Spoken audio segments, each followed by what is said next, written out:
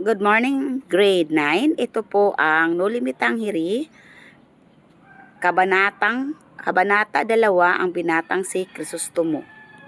Natigilan si Padre Damaso nang makita ang binatang kasama ni Kapitan Tiago na papasok sa bulwagan.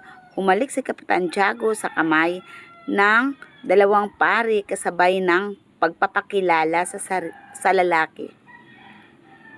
Ipinakilala ko po sa inyo si Don Crisostomo Ibarra, ang anak ng namatay kong kaibigan. Kadarating lang niya mula sa Europa, ani ni Kapitan Tiago. Dahil sa pagkabigla ay hindi nagawang basbasan ng dalawang pari si Kapitan Tiago. Pagkakakita kay Crisostomo Ibarra, tinanggal ni paring Dominicano ang salamin para siya sa ating mabuti ang lalaking kaharap. So, sino itong paring Dominicano na tinanggal ang salamin? Ito ay si Padre Sibila. At yung isa niyang kasama ay si Padre Damaso. Silang dalawa ay nagulat ng pagdating ni Ibarra na hindi nila akalain na darating sa bahay ni Kapitan Tiago. Ikinagagalak kong makilala ang kurang aming bayan, ang matalik ng kaibigan ng aking ama. Inabot ni Ibarra ang kamay kay Padre Damaso, subalit hindi ito tuminag sa pagkakaupo ang pare. Ipagpatawad ninyo ang pagkakamali ko, agad ang paghingi ni Ibarra nang paumanhin kay Padre Damaso sa pag-akalang nagkamali siya sa palagay na napagkamalan lamang ang paring kaharap.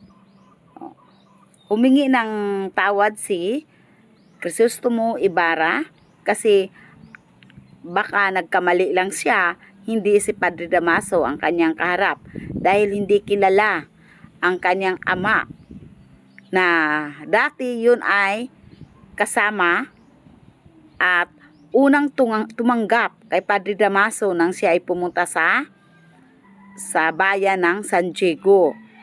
Yun ang nagpapakain sa kay Padre Damaso, at ngayon hindi na niya kilala si Don Rafael. Kaya naisip ni Crisostomo na iba yung kaharap niya, hindi si Padre Damaso.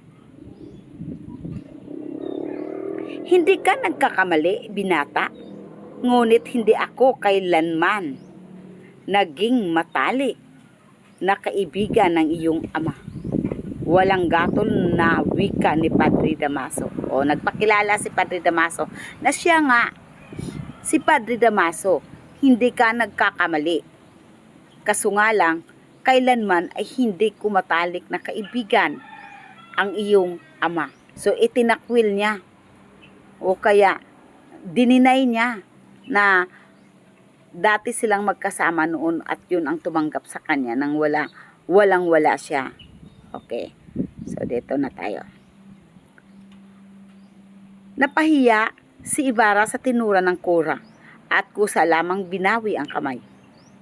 Maging ang tenyente na nakamasid ay nabigla sa biglang pagdating ni Ibarra at hindi nagawang batiin si Kapitan Tiago. O lahat na nakakita kay Crisostomo Ibarra ay nabigla. Hindi lamang ang dalawang pare. Kasi halos lahat, pati nga ang tenyente, nabigla nang dumating si Crisostomo Ibarra.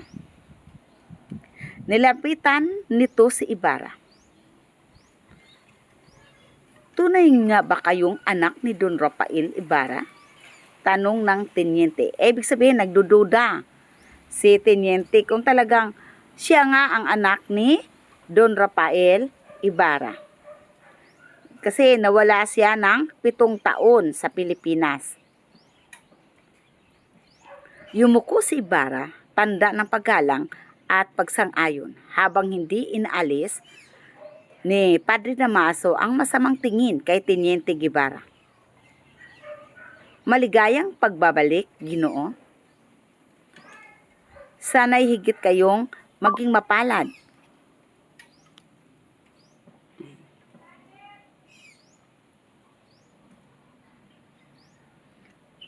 Yumuko si Ibarra, tanda ng paggalang at pagsang-ayon habang hindi inaalis ni Padre Damaso ang masamang tingin kay Teniente Guevara. Maligayang pagbabalik, Ginoo. Sana'y higit kayong maging mapalad sa inyong ama. Basag ang tinig ng teniente. Bakas ang kalungkutan sa pahayag. Bakit kaya basag ang tinig ng teniente? Dahil meron siyang alam sa mga pangyayari sa ama ni ni Crisostomo Ibarra.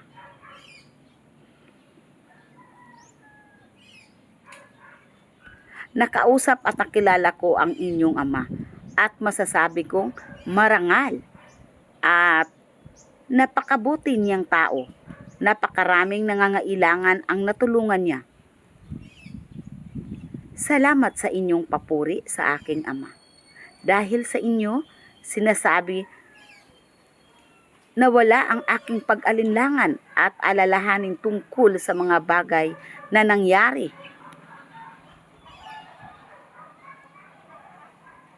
sa kanya. Tugon ni Ibarra sa teniente. Tumalikod ang teniente at itinago kay Ibarra ang kalungkutang nadama. Bakit kaya? No? Meron siyang alam tungkol sa ama ni Crisostomo. Naiwan mag-isa sa Ibarra at nagpa siyang magpakilala ng kusa sa mga binibining panay din ang sulyap sa kanya. Ipagpaumanhin ninyo ang aking kapangasan, subalit hindi ko na matiis na hindi magpakilala sa magagandang dilag bunga ng aking kalungkutan sa loob ng 7 taon kong pamamalagi sa ibang bansa. Wala ni isa man sa mga babae ang kumibo at nakadama sa Ibarra ng bahagyang pagkapahiya sa sarili. Nilapitan din ni Ibarra ang mga lalaking bisita sa pagtitipon. Ipagpatawad po ninyo ang gamitin ko ang kaugalian sa bansang Alemanya na magpakilala. Magpakilala ng sarili kung wala siyang kakilala sa isang pagtitipon. Ako si Crisostomo Ibarra. Nakipagkilala kay Ibarra ang mga kalalakihang at ibinigay ang kani-kanilang mga pangalan.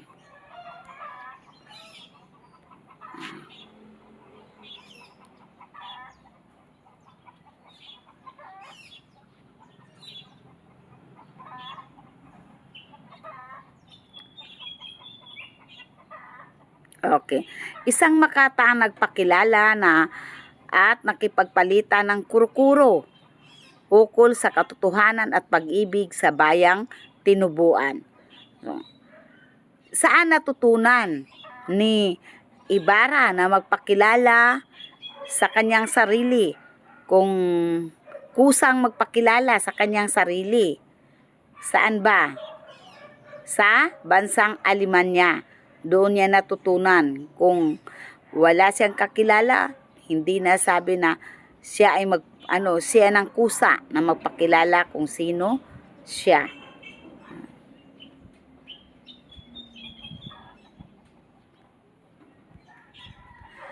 Okay.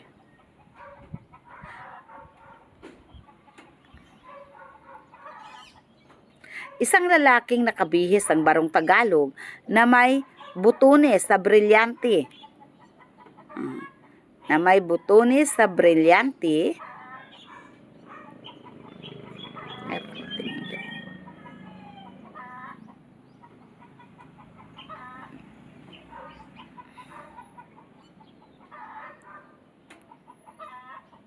Botones na brilyante ang nakangiting lumapit kay Ibarra. Ginoong Ibarra, nais ko pong ipakilala ang aking sarili sa inyo. Ako si Kapitan Tinong, taga-Tondo, kaibigan ni Kapitan Tiago at ng inyong ama. Kung inyong mararapatin ay nais ko kayong imbitahan sa pananghalian bukas. Ikinagagalak ko kayong makilala, Ginoo. Maraming salamat at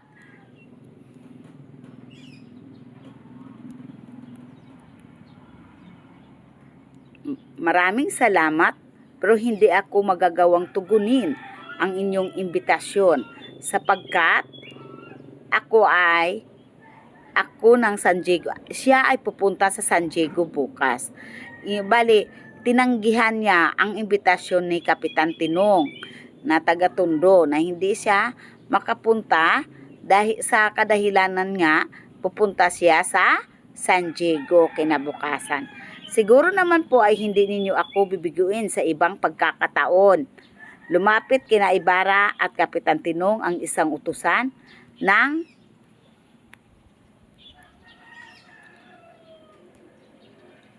Kapi Campana, isang tanyag na restaurant sa panulukan ng Kalye Escolta, Jacinto. Nakahanda na po ang pagkain. Tumugon sina Ibarra at nagtungo sa komedor. Naglapitan ang mga panauhin na lalaki sa mahabang hapag habang ang mga kababaihan ng mga senyora ay pinipilit pa upang dumulog sa hapag. So, nakahanda na ang pagkain. Okay. Yun lang po ang Kabanata 2. Ang mga pangyayaring nagaganap dito ay namangha ang lahat ng mga tao sa pagdating ni Ibarra. Hindi nila akalain na darating si Crisostomo Ibarra. At mga pangyayaring itinanggi ni Padre Damaso ang kanyang ama na hindi niya kaibigan at hindi niya kilala ang si Don Rafael Ibarra. At yun naman ang ikinagugulat ni Crisostomo Ibarra dahil sa pagdating dahil hindi na nakilala ang kanyang ama na samantalang yun ang nagtanggap kay Padre Damaso sa San Diego na wala pang kakilala si Padre Damaso sa San Diego. Matagal si Padre Damaso na nanunungkulan sa bayan ng San Diego at kaibigan niya si Don Rafael Ibarra. Nagkaroon lamang sila nagkaroon ng away pero hindi naman sa dahil sa inggit. Kaya kung kayo tayo dapat hindi tayo mainggit. Kung ano lang ang meron sa atin, yun na yun. Yun lang ating makakaya. Hindi yun sabi na mainggit ka pa sa iba. Kasi si Padre Damaso gusto niya lahat ng tao ay sumasaludo sa kanya. Pero hindi yun nangyari. Dahil mayaman din si Don Rafael, ang iba ay doon nagtitiwala at namimigay din si Don Rafael kung ano man yung hinihingi ng mga tao. Kung meron siyang ibibigay. Kaya hati. May kahati si Padre Damaso sa yaman ng San Diego. Sa mga atensyon ng mga tao doon na naninirahan. Ang talaga niya yung kaaway sa kapangyarihan ng San Diego ay ang alferez. Si Don Rafael naman, ang kaagaw niya sa atensyon sa mga tao na dapat sa kanya lang. Pero yun nga ang nangyari, hindi maging kanya lahat ang tao. Okay. Yun lang po at maraming salamat sa susunod ulit sa Kabanata 3. Okay.